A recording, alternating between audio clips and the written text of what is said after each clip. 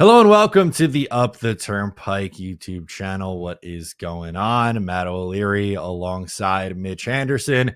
Mitch, I hope you have the tissues with you. It might be an emotional day at UBS tonight with Matt Martin's potential final game coming up, it sounds like. I do have tissues, but they were for my nose because my nose is runny. I feel about like 75%. I'm sure I'm going to feel 60% now that the liquid's going to be coming out of my eyes after this. I haven't seen this video that we're going to show. I've been told about it though, so I'm expecting the waterworks. Yeah. All right. So without further ado, we'll pull it up on screen. We'll react to it. Here is Matt Martin talking to the media on just what being a New York Islander has meant to him.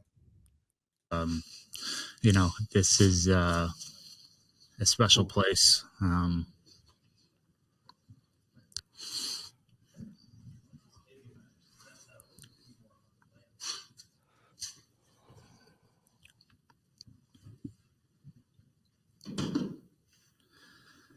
I've been so proud to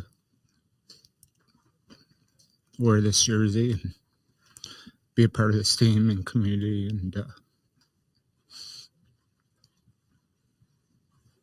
sorry.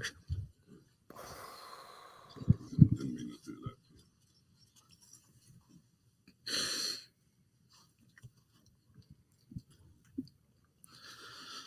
Obviously don't know what the future holds, but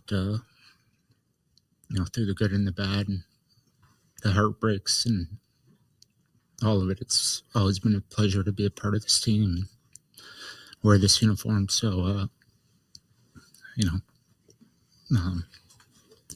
excited to get out there and play tonight and go from there. Whew.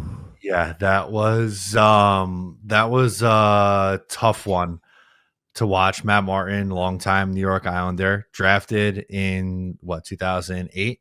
It was the year before the Tavares draft. Played essentially his whole career here, minus the 2-year stint in Toronto that was short-lived, but comes back. And I don't know if I could think of someone who has better personified what being a New York Islander is than Matt Martin. He's not, going to be hold any records production wise, but him being a tone setter for this team for so long and what he's done for this team both on and off the ice for the last, he's been in the organization for 17 years, well, 15 minus the 2 that he was in Toronto, right? But again, just represented this team and Long Island well for over a decade, and that was really tough to see. That is tough, but that's kind of the way you want to see it when guys are near the end, showing you exactly how much it meant to play for your team. That it just means the breaking down emotionally, it's tough, but it's tough in a good way, right? Because it's sad that it's coming to an end. It was always going to come to an end. That's just how time works. But this is exactly the reaction you want to see when guys are not just calling it quits on their career, which, as he said, he doesn't know what the future holds, but let's be honest, it's probably over. But what saddens him the most is that it's over with the Islanders. And that's what you want to see for anyone who wears that jersey. That's incredible.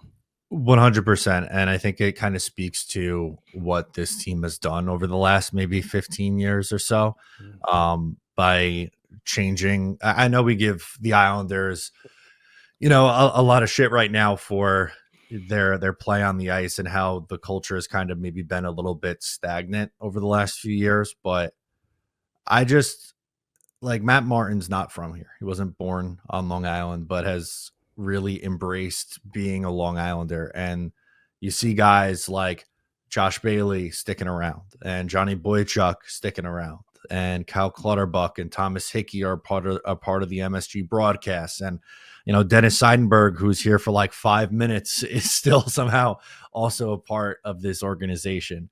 I think that really, speaks volumes to how far along this team has come from, really dark era from the mid 90s through 2010 ish. Yep. Where no one wanted to be here and no one wanted to stay here.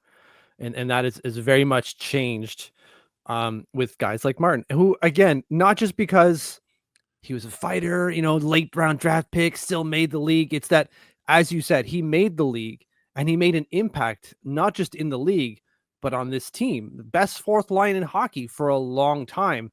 And it defined not just a period of time for the Islanders, but it defined the franchise, right? Like, they were the identity line for a long time and brought back to reforge that identity line when we lost our identity when Matt Martin left, coincidentally enough. So a huge impact on this team and its organization and the direction that it took for a guy who, again, was drafted late, but that's why it maybe means a little bit more.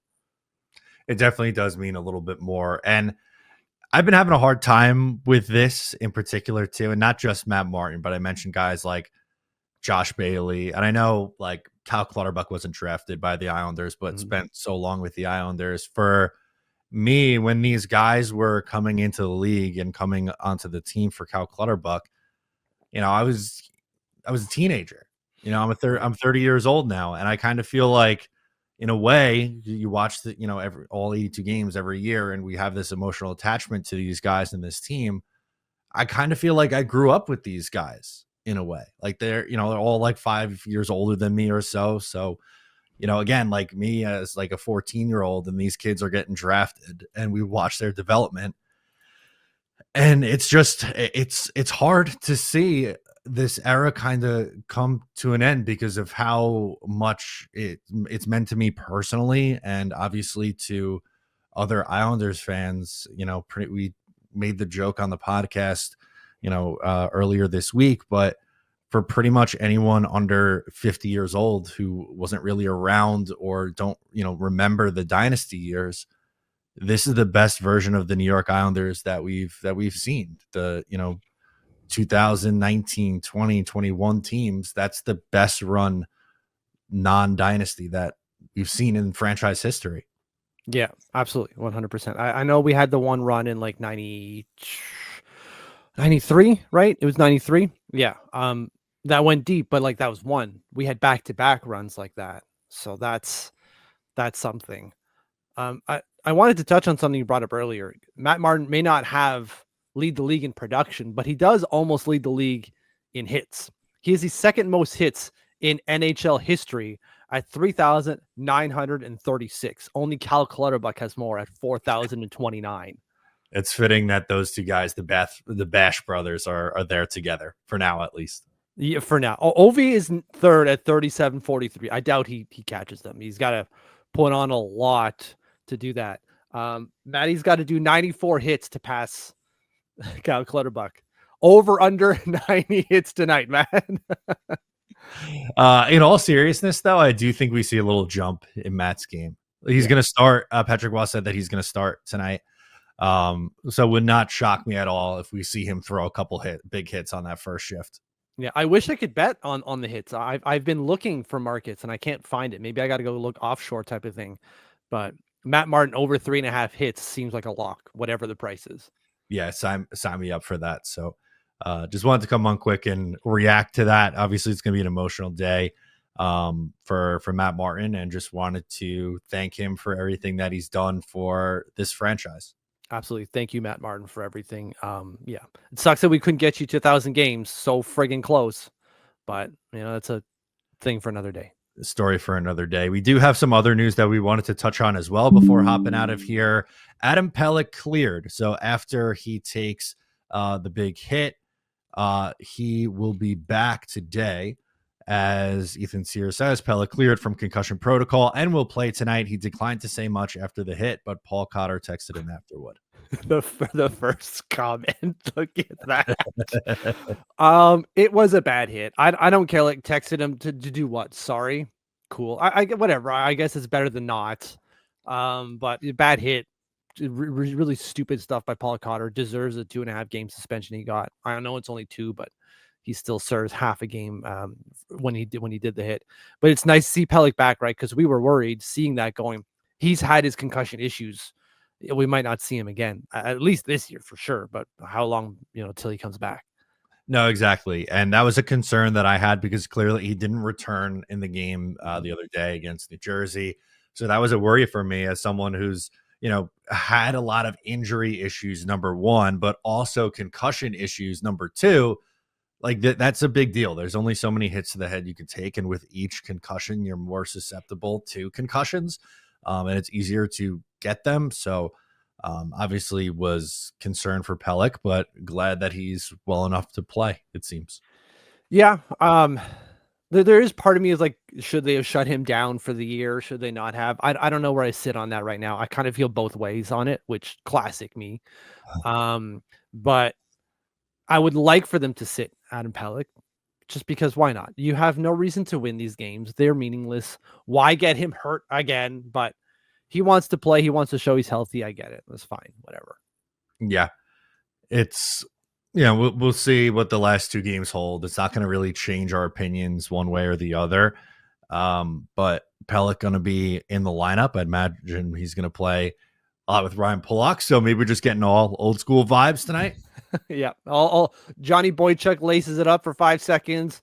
Josh Bailey comes on, gets 2 points, both assists, obviously, and then whiffs on in the slot. Classic. Yeah. Feel like 2019 New York Islanders right there. That'd be great. I would love to see that. Oh, and Thomas Hickey comes by and just obliterates Tom Wilson. There you go. Oh, thank you. Yes. How could we forget Thomas Hickey having to be involved in some capacity? Yeah, just all the check boxes done. Just go right down the line. Anything else on Adam Pelech before we close it out? No, let's just hope we have a decent enough game tonight. We'll see. It's meaningless. I again don't want them to win, but whatever. We will have you covered for the post-game show after the game, so make sure to subscribe to the YouTube channel so you get that. But for now, I'm Matt O'Leary. He is Mitch Anderson, and we'll catch you next time.